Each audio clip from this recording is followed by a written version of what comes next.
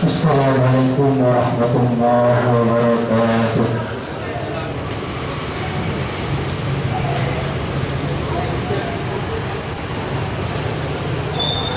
Al-Fatihah hadratin Nabi Muhammad sallallahu alaihi wasallam wa ala alihi wa sahbihi wa dzurriyyatihi wa alihi. Summa ila muhajirul Muhammad summa sakinatun qala Muhammad bin Abi Bakar wa jami sahabat summa samidaru Imam Kutub Al-Qur'an Al-Qur'an Al-Qur'an Summa ila jami'il ma'rifina wa jami'il syaina Al-Mu'alif Al-Nawawi Syai'ul Al-Fatihah A'udzubillahi minasyaitonir rajim. Bismillahirrahmanirrahim. Alhamdulillahi rabbil alamin. Arrahmanir rahim. Maliki yaumiddin. Iyyaka na'budu wa iyyaka nasta'in. Ihdinas siratal mustaqim. Shiratal ladzina an'amta 'alaihim ghairil maghdubi 'alaihim waladdallin. Amin. Bismillahirrahmanirrahim. Alhamdulillahi rabbil alamin. Alhamdulillah rabbil alamin. Wassalatu wassalamu ala sayyidil mursalin wa ala alihi wa sahbihi ajma'in. Nawaitu ta'alum wa ta'lim wa nafa'u ittifa wa taqwa tartil wa ifada wa istifadah wal hasal tamassuk bi kitabillahi wa sunnatir rasulih والدعاء الهدى والدلالة اتباع وجه الله ومرت وضربه واسأوى سبحانه وتعالى. Amma ba'du, para jamaah yang dimuliakan Allah Ta'ala, alhamdulillah wa syukurillah, kita bisa hadir di suatu majelis ilmu pertama ya i'tikaf di Masjid Agung baina sholatil maghrib wa baina sholatil isya. Yang kedua niat sama-sama untuk mencari ilmu.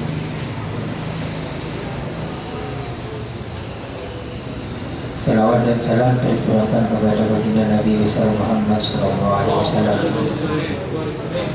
Hadis nomor 3 tentang terkait masalah arkanul Islam. Minggu kemarin sudah jelaskan diputakin hadis ahmiyatuhu. Rukun Islam ada 5. Kita sebutakin 2 kalimat syahadat, mendirikan salat, mengeluarkan zakat, haji di Baitullah bagi yang mampu, dan puasa di bulan Ramadan. Kemudian hadis ini yang bisa kita ambil poin pentingnya, ahmiyatuh, poin pentingnya yang paling penting yang di hadis yang nomor 3 tadi, hadisu arkanil Islam hadisun azimun jiddan. Hadis yang menjelaskan tentang rukun Islam tadi itu merupakan hadis yang begitu agung, begitu besar sekali. Bahwa ahadu qawaidil Islam wa jawamil al-ahkam. Hadis rukun Islam tadi itu salah satu kaidah Islam. Kaidah bentukkan mengandung berbagai hukum-hukum Islam, mengandung beberapa hukum Islam. Dari rukun Islam ini kan tentang apa? Sholat, tentang puasa, tentang zakat, tentang haji. Dan itu adalah termasuk hukum Islam yang mana wajib bagi kita untuk mengetahuinya. Karena ibtihima wa ma yaqtamin 'alaiha. Karena di dalamnya itu terdapat mengetahui agama, mengetahui hukum, mengetahui sholat, mengetahui zakat, mengetahui tentang haji, mengetahui tentang puasa bulan Ramadan. Itu berarti beda nih rukun Islam. Bentukan fondasinya agama. Wa majma' arkanihi, dan juga kumpulan berapa rukun Islam. Nah, itu disebutkan rukun Islam merupakan kaidah. Rukun Islam kaidah dan mengandung berapa hukum. Tujuannya apa? Untuk mengetahui hukum itu. Ketika tulis sarang jena oni, arkanul Islam, rukun Islam, boleh senapa, boleh lemah. Kita tahu, maka harus kita mengetahui bagaimana sholatnya, bagaimana puasanya, apa yang wajib, apa yang membatalkan, apa yang diharamkan, apa yang dan seterusnya. Itu semuanya mengandung hukum yang wajib bagi kita untuk mengetahui dan wajib bagi kita untuk mempelajari. Karena bagaimana mungkin beda orang tahu nih tata cara sholat, tahu nih rukun sholat, tahu nih perkara yang batalkan sholat, langsung akhlaknya niat kenapa itu rukun tak niat, kalau nopo jangan niat, maka sholatnya kita tidak sah. Itu tidak sah. Begitu juga puasa. Kenapa sih kata laki? Jadi orang kedua melulu betal puasanya. Orang agibah betal puasanya. Anu ngakan duit. Tahu nih hukum, padahal gibah itu dapat membatalkan pahala puasa, bukan membatalkan puasa itu sendiri. Masih banyak. Begitu juga seterusnya. Haji ada teh mungkin berapa puluh tahun, berapa puluh 5 tahun ada teh haji. Juga giliran haji, tahu nih tata cara haji, maka percuma. Nunggu berapa tahun dan nyampe di Mekah tidak tahu tentang cara haji, kemudian dia ikut-ikutan dan tidak tahu mana yang didapat membatalkan haji, yang mana perkara wajibnya haji, rukunnya haji, kunci wajibnya haji bisa bayar dan menagih rukun. Kepala tangan, amin, nani ini Arafah mereka. Kepala wukuf di Arafah, amin, nasi senang. Pola sepele ini Ka'bah, kontrol Ka'bah itu Rabu itu hukum sepele.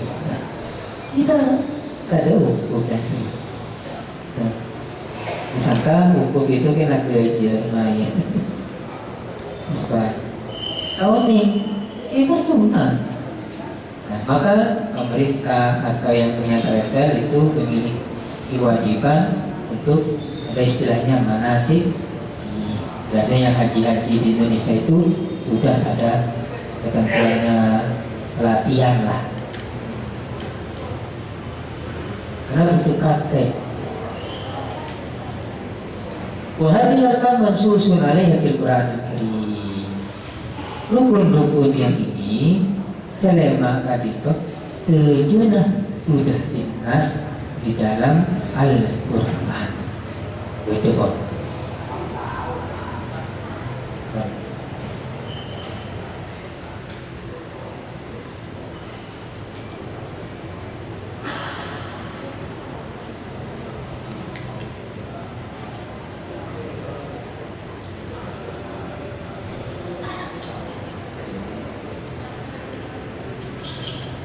Nah, rukun Islam hadis nomor 3 nikah diriwayatkan oleh Abi Abdurrahman Abdullah bin Umar Al-Khattab radhiyallahu anhu. Kasiran nikah 10 misaus. Beliau bernama Abdullah bin Umar bin Khattab Al-Quraisy. kunyatuhu panggilanlah sama dengan Abu Abdurrahman, Pak Abdurrahman. Ummuhu Zainab binti Batun, nama ibunya. Beliau aslama mawi wa sagirun nabiyyin wa lam yashhad ghazwah Badar bisuri sinhi wa wal musyahidi ghazwatul Khandaq. Beliau masuk Islam, meriwayatkan hadis nomor terlontar. Beliau masuk Islam bersama bapaknya ketika beliau masih kecil, tidak balik. Anak-anak ini ya, tidak balik dan belum menyaksikan, belum hadir mengikuti perang Badar karena saking kecil yang itu. Pertama kali beliau ikut berperang itu perang Khandaq.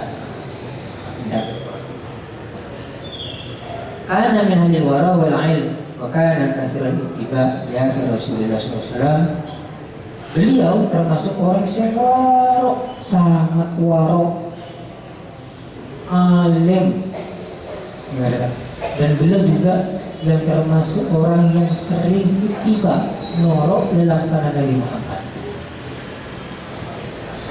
yang sering ikut dalam tanah Nabi Muhammad tiba. Beliau juga termasuk syadid al-ishtiyaq di fatwa. Beliau termasuk juga orang yang sangat tengah-tengah di dalam mengeluarkan fatwa. Ada yang berbeda.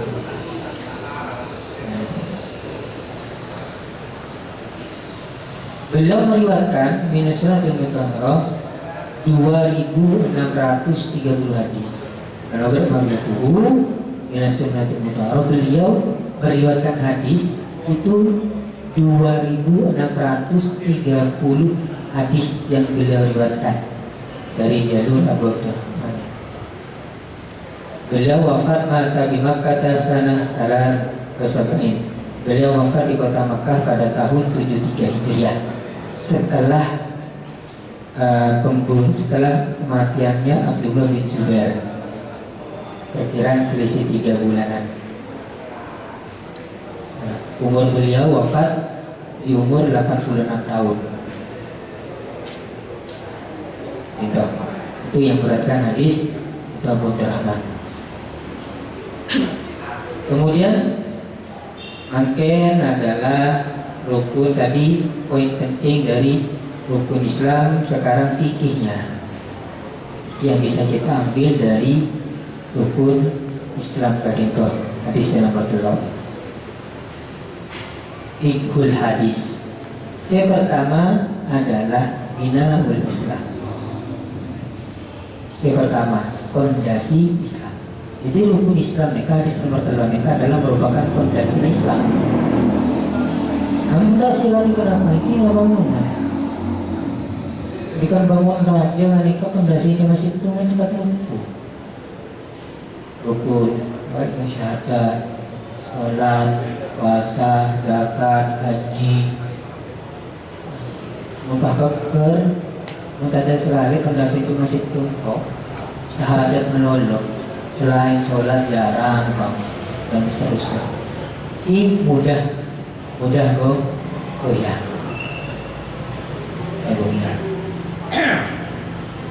Musyabih syabih Rasulullah al-Islam al-Dijabihi. Nah, Rasulullah membuat perumpamaan Islam yang mana beliau bawa waladhi yahdil insan min daril kufur wa istiqali duhul jannah wal mubarak minan nar, yang mana beliau membuat perumpamaan Islam itu yang beliau bawa dengan kabil binaimah, dengan bangunan yang sangat kokoh. Apa tujuan Islam beliau bawa itu? Alladhi yahdil insan min daril kufur, yang mana manusia itu sekiranya keluar dari tempat kekafiran, dari daerah kekufuran, yang awalnya itu kafir, beliau bawa ajak biar masuk Islam. Yang sesat dibawa biar tidak sesat, yang jelek dibawa biar menjadi baik. Dan ketika itu maka masuklah surga orang yang mengikuti Nabi Muhammad dan terhindar dijauhi dari api neraka. Jadi Nabi Muhammad itu yang pertama bina Islam yang bisa kita ambil di hadisnya, dan dua masyidu ilahi. Yang lainnya adalah pertama rukun Islam dikasih itu bina Islam, fondasinya Islam. Nabi Muhammad Shallallahu Alaihi Wasallam kan itu memberikan perumpamaan dengan sebuah bangunan yang sangat kokoh. Al-Qaim ala yang berdiri tegak di atas fondasi, asas, di atas fondasi pokoknya kami toh yang kaya ketentuan. Wabayna hadzal qawaid, jadi ini qawaid allati qamani wa tamah. Nah, mun bangunan kokoh ngani kalau teman sana tak terbunuh, tak cepat roboh karena kuat berdirinya kokoh. Mun bangunan besar fondasinya ini cepat roboh. Maka beliau memperumpakan Islam itu dengan sebuah bangunan yang sangat kokoh. Kalau sudah kokoh, sudah kuat, maka itu betul-betul memang dia sudah melaksanakan di dalam isi hukum Islam. Nampak fondasi kaidah yang kuat, yang mana beliau membangun menjadi kesempurnaan Islam tadi itu situ syahadatu an la ilaha illallah wa anna Muhammadar Rasulullah. Jadi beliau mengatakan, Nabi Muhammad kalau ingin bangunan itu kokoh, kalau Islamnya orang itu kuat kokoh, maka harus terdiri dari beberapa aspek. Mengenai apa istilah bangun fondasi ini kak, beda semen, beda apa boleh besi, beda tak cukup semen di pasar kan di retail boleh lagi. Menurut paham, beda kata bangun, tak cukup semen boleh, pakun tu. Karena kalau tanpa dengan besi itu kan cepat, tak lama. Coran, kami beri coran, walaupun badan minta ada busana tepat ini.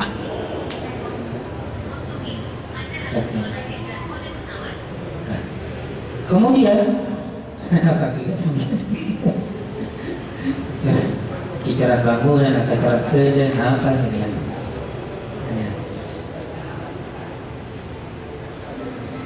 Apa diri? Jadi terdiri dari mana biar bangunan itu kokoh? Islamnya itu kokoh. Itu syahadatu an la ilaha illallah wa anna Muhammadar Rasulullah. Dua kalimat syahadat. Wa manaha al-iqrar bi wujudillahi ta'ala wa wahdaniyati. Iqrar, mengakui dengan bahwa Allah itu ada. Allah ini kasih itu. Ada boleh, itu pengiran kan? Bertasdiqu bi nubuwwati Muhammad wa risalatihi. Dan dia percaya, membenarkan bahwa Nabi Muhammad itu utusan Allah Ta'ala, bahwa Nabi Muhammad itu adalah Nabi kita dan diutus pada Allah Ta'ala di akhir zaman. Wahada rukun huwa kal asas bin nisbati lil arkan. Nah, saya nomor situ mereka dua kalimat syahadat, yaitu asas tunggal yang mana itu dinisbatkan pada selain rukun selain. Jadi tunggal rukun Islam itu dua kalimat syahadat. Muntah ada dua kalimat syahadat, itu berarti mereka berislam. Kalau sudah juga ini kepada orang kafir sholat, puasa, maka itu tidak sah karena syaratnya harus dia dua kalimat syahadat. Tetapi ada orang dua kalimat syahadat tapi tak mampu itu di Arab, itu tetap dikatakan muslim tapi masih belum kokoh bangunan. Qala alaihi salatu wassalam, Nabi Muhammad bersabda, umirtu an uqatila hatta yashhadu an la ilaha illallah wa anna Muhammadar Rasulullah. Rawahu Bukhari wa Muslim. Nah, karena saking rukun siap pertama nikah asas ya, Nabi Muhammad itu umirtu, saya diperintahkan untuk memerangi orang lain, memerangi orang kafir, hatta sampai yashhadu, sampai dia betul-betul mengucapkan dua kalimat syahadat. Kemudian orang kafir berdengakan dulu itu Nabi diperintahkan untuk tapi kalau seorang perang masih nunggu wahyu, diajak dialog, diajak dulu sekiranya diajak terlebih dahulu mau dan masih Islam terus dibakar. Sampai dengan kalimat syahadat, maka dalam artinya membaca dua kalimat syahadat, membaca orang yang sudah mengucapkan dua kalimat syahadat, maka haram bagi kita untuk mengganggunya, membunuhnya, mengganggu hartanya, kehormatannya, keluarganya dan seterusnya. Dikisahkan pada sahabat namanya Usamanya, insyaallah sahabat Usama, mereka ketika ikut perang termasuk perang yang tidak diikuti oleh Nabi Muhammad. Itu suatu saat perang, sahabat Usama perang. Wah, terus perang di situ belakang orang kafir mereka. Kafir tabung situ, terus tabung. Ketika dikejar kafir, dengan pedangnya sahabat bersama ini. Kemudian saya katakan bahwa asyhadu an la ilaha illallah wa asyhadu anna Muhammadar Rasulullah. Mereka katakan asyhadu an la ilaha illallah, langsung mengucapkan dua kalimat syahadat. Ragulah sahabat bersama. Mengucapkan dua kalimat syahadat dan Islam ini oleh paten, oleh dahulu dan terus. Tapi kalau mereka dari aku akan pedang atau paten sekali. Kemudian viral kejadian ini sampai Nabi Muhammad dengar. Tidak ada yang melapor ke Nabi Muhammad. Apa Nabi Muhammad jawabnya? Bukan. Kenapa kau membunuh? Dia mengucapkan kalimat syahadat. Ya Rasulullah, itu yang takut dibunuh, takut pedang saya, makanya takut dibunuh, maka dia mengucapkan dua kalimat syahadat agar terhindar dari pedang saya. Kemudian apa dia Rasulullah? Apakah kamu sudah membelah dadanya mengetahui bahwa dia adalah pura-pura takut? Maka kita nahkum bil zawahir wala nahkum bil batin. Kita cukup menghukumi yang tampak, tidak perlu kita hukumi yang secara dohir, secara batin. Membunuh orang benar saja saya tapi disebut yang belum itu maka itu sudah bilang benar. Jangan sampai mau sudah sholat benar. Bilang disebut mereka dengan desakan diri saja kan sudah. Nah ini kita cukup yang tauhid dan tanpa, tidak perlu cukup dalam isinya, karena itu urusan Allah Ta'ala. Cara noro urusan pangeran. Kita hukum yang dohir. Menurut yang kata aja, keren sampai kamu aja. Mengagal, kita gila hari kerja boleh. Kan? Nah ini kisah ini sahabat Usama ditegur oleh Nabi Muhammad. Karena apa? Karena tidak sepantasnya orang yang sudah mengucapkan dua kalimat syahadat itu diperlakukan tidak baik, hartanya, kehormatannya dan seluruhnya itu haram bagi kita untuk mengganggu lakukannya. Kemudian waqala alaihi wasallam man qala la ilaha illallah mukhlishan dakhala jannah, hadis sahih. Siapa orang yang mengucapkan la ilaha illallah maka dengan secara ikhlas yang betul maka masuk surga. Tergantung nilai dari kuatnya kalimat la ilaha illallah. Menabi kalimat la ilaha illallah bikin masuk suarga, tapi cendir dulu sesar dulu ngomong. Amas mau umat Islam apakah semua di bawah panji kalimat syahadat? Itu sudah di bawah panji kalimat dua kalimat syahadat, apalagi panji kalimat la ilaha illallah, itu sudah pasti masuk surga. Tetapi tergantung dulu apa langsung surga kade, apa yang pernah transit ke neraka. Mulai kafir abadan selamanya itu masuk neraka. Mulai kafir ini apa namanya, tidak mau ya tidak apa-apa, itu kan asal tergantung agama kita, keyakinan kita seperti itu. Gitu. Nomor 2, mungkin ada pertanyaan.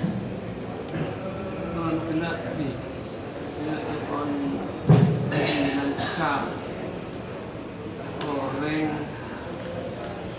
harus masuk Islam harus baca saja, lalu kalimat saja.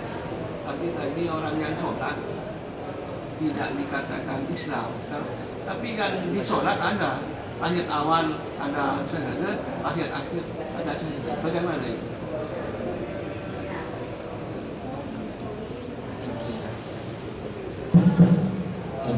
Umpama berdua kafir nanti berjen, menjadikan berjen pas ternyata ada hafal sejenak, kan berdua kafir Al-Quran, tapi tak iman. Cuma hanya lisan, tidak hanya dia kan harus ada tasdik. Tasdik memang benar-benar meyakini, cuma bukan hanya sekedar lisan. Ada itu.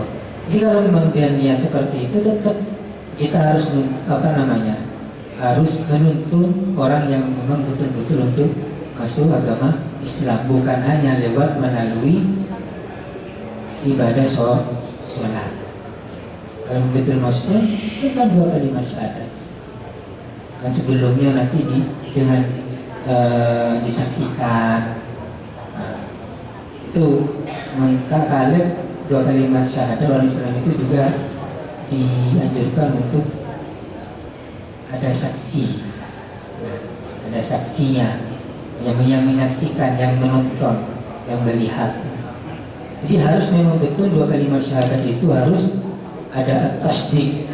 Nah yang di sini tadi buat tasdik ikrar, wa maknaha ikrar, mengakui. Lalu cuma hanya lisan tuh ketika dia sholat misal apa, bahkan orientalis barat Al-Quran hafal, padahal di dalam Quran itu jelas terkait mengesahkan Allah Ta'ala beda, qul huwallahu ahad dan seterusnya. Bahkan juga don-don yang tersangka terkait masalah Isa, namanya Tuhan dan seterusnya, itu kan dijelaskan di situ. Tapi dia tidak ada ikrar, ngakui dan tasdik. Maka di sini syahadat yang benar-benar adalah orang yang mau masuk Islam, al-iqrar bi wujudillah wa tasdiq bi nubuwwati Muhammad. Iqrar mengakui dan membenarkan, meyakini Nabi Muhammad itu adalah utusan Allah. Ini insyaallah yang saya ketahui.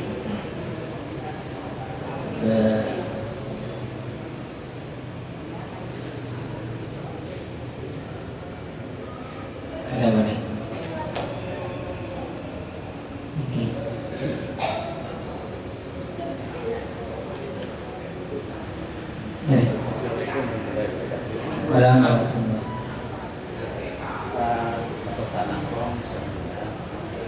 Pertanyaan dari kami itu simpel, terus namun di luar tema.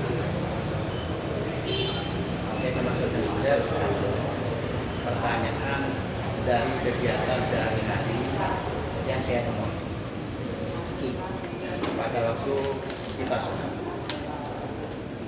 Seperti contoh tadi pagi, kalau saya katakan pada waktu sholat Jumat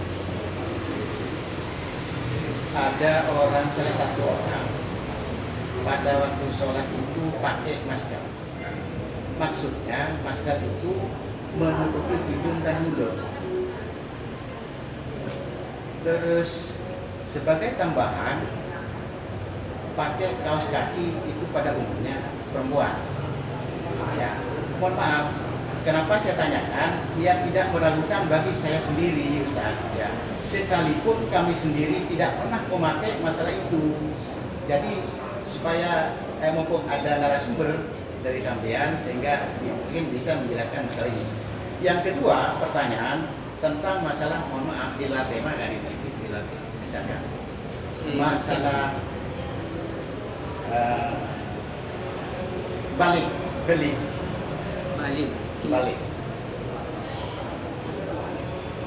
Ciri-ciri khas seorang perempuan dikatakan balik apabila yang bersangkutan terkait. Pertanyaan dari tentulah, bagaimana kalau ada salah satu orang atau perempuan, kebetulan tetangga saya, mulai sejak SMP sampai sampai sekarang tak ada head, apa itu dikatakan balik? Kalau memang balik itu menurut usia, saya katakan begitu mungkin. Kalau ini kita dia sejak lahir sampai mati yang kak itu kurang lebih usia 50. Kita ada tangga orang, tak itu orang nggak ada. Itu saya kedua itu balik yang bersangkutan. Maka setelah kau tidak pertanyaan, Assalamualaikum warahmatullahi wabarakatuh. Waalaikumsalam warahmatullahi wabarakatuh. Iki beri dua pertanyaan terakhir saya tentang balik. Tanda wa alamatul bulu salah. Tanda-tanda balik kan itu adalah itu untuk orang laki ketika mimpi basah. Dua, orang bini ketika head dan mimpi basah. Headnya dan mimpi basah itu head itu perkiraan umur apa? 9 tahun kurang 16 hari dari tahun Hijriah. 9 tahun kurang dari 16 hari dari tahun Hijriah. Katakanlah orang head mereka bisa keluar, ya orang bini bisa keluar dari head mereka ketika umur 9 tahun di bulan 9 tahun mereka bisa. Umpama darahnya tak keluar, mimpi basah tak keluar, pengeluaran lagi ya Pak. Di orang bini kalau darah itu mimpi basah, mereka mimpi basah ini. Nah, bagaimana patokannya ketika umur 15 tahun? Umur 11 mimpi betah, berikan saya berikan akan ini. Mimpi alangmu. Ikan sampean mimpi apa ketika balik? Mimpi basah gitu. Biasa orang laki ini kan mimpi basah, menaring dini dengan apa head. Tapi tidak tutup kemungkinan orang bini apapun bisa juga keluar mimpi basah, maksudnya mani. Nah, ketika tidak keluar darah head, umur 11 tak keluar, 12 tak keluar, kita balik. Umur 13 tak keluar, kita balik. Umur 14 tak keluar, kita balik. Maka kapan balik? Ketika umur 15. Keluar tak keluar, umur 15 tetap dia balik. 16 tak keluar, umur 20 tak keluar, umur 30 tak keluar, sampai ke umur 50 tak keluar. Apakah itu tidak balik? Kembali. Mulai kapan? Dari usia 15 tahun. Paling nyaman nih kamu tak keluar. Jadi maksudnya tidak terlalu tanggungan umur 10 tahun lah keluar darahnya harus sholat subuhnya dijaga biar sempurna. Ini kan nyaman karena sudah menjadi kewajiban, karena itu sudah balik itu kayaknya sudah sampai depan akan beban taklifnya, kewajiban sholat, puasa, dan seterusnya. Ini balik. Kemudian masalah sholat bukan haji mas, sholat apa saja menggunakan masker, bukan akan masker. Hukum masker hukum menggunakan masker ketika sholat, hukum asalnya adalah makruh. Hukum asalnya. Apa makruh? Kimun kelakuannya, boleh kelakuannya dosa. Aku mau ditinggalkan oleh dapat pahala. Hukum asalnya menggunakan masker ketika sholat.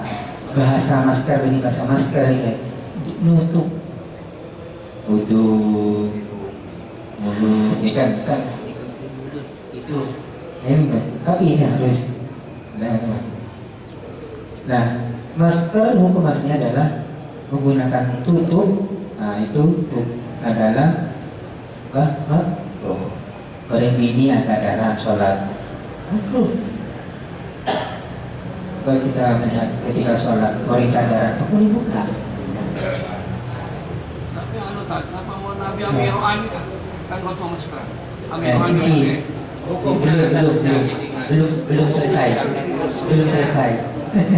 Hukum asalnya adalah menggunakan tutup atau apa itu hukumnya makruh, kecuali belum diteruskan, kecuali ketika ada hajat, ada keperluan, ada darurat, atau seperti sekarang musim corona, nanti mungkin sudah corona, masker kan yang wajib itu harus di dalam gedung acara, nanti di luar tanah pas bisa tetap masker. Nah itu adalah udzur, maka hukum yang tadi makruh itu sudah tidak ada. Kenapa? Ada hajat, ada tuntutan dari pemerintah wajib atau tepat ilah. Nah, berarti tidak makruh. berarti hukumnya jadi tidak makruh. Karena manusia mereka sujud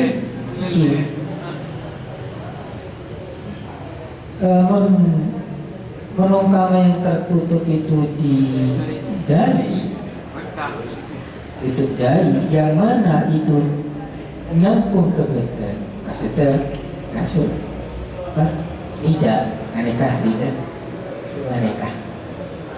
ternyata terkait dengan itu pasti ini sujud kata sah. Nah ini harus nempel ke bumi. Maksudnya itu bukan sejadah karena tidak yang dibawa tidak ini tidak nanti sejadah. Nah ya kan biasa sujud kan sholat gitu. Dan maka gimana caranya harus pikir. Mungkin yang sujud niat keserida yang mana yang kita bawa, tapi maka itu tak sah. Begitu juga mau bulanceng. Maka biasa orang bulanceng tak bocah kan tak. Gaya. Iki. Saya maksud kita tahu deh, saat tidak kan hitung dengan baik harusnya dibayar. Oh, yang itu apa namanya masalah hitung itu ada perbedaan. Tidak wajib. Yang ini yang daya wajib. Ya. Yang wajib. Yang daya. Kalau ini masih enggak. Ya. Itu. Kalau toh itu dikatakan makruh, Itu ya bagi pastor. Di karena mengerti. Bagi orang yang ada di sekitar tahu tentang masalah makruh. Kalau itu hukumnya makruh iki. Mengapa hajat ditambah iki? apa tidak perlu diberitahu teman yang ada di sekitar? Enggak usah. Enggak usah. Karena masih isi koran. Hukumnya masih makruh. Hukum tentang apa usah? Umpama kesal tidak ada hajat, semisal tidak ada keperluan, tidak ada udur. Kalau memang mau ngasih tahu, kasih tahu aja dengan cara yang baik. Tetapi jangan perkenalan, jangan perkenalan. Kenapa? Karena itu masih apa? Urusan makruh. Beda urusan haram. Jangan kaca hukum makruh sahau. Hukum yang menjadi perbedaan ulama sahau mereka kita tidak pernah mengingkarinya, kita terdengar. Ini boleh situ kaidah la yungkirul muhtalaki wa innamal mutawafaq alaih. Menabi hukum itu menjadi perbedaan pendapat di kalangan ulama, dia sampai mengingkari untuk motor. Ini mungkin kita ranahnya diskusi atau apa. Tetapi kalau hukum itu menjadi kesepakatan ulama, itu harus. Contohnya saus kojol kan punya perbedaan caranya. Kayak gitu. Ini kan saus.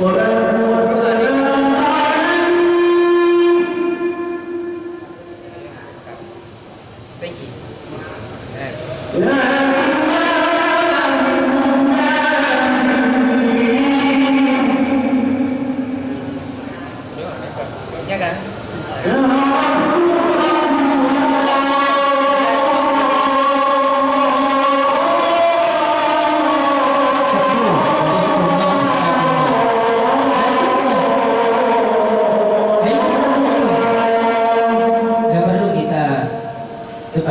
Kalau ranah perbedaan, ranah diskusi, monggo ada masalah.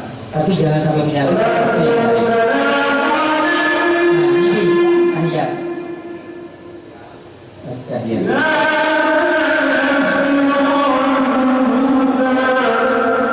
Kan betul. Buat saya kotor.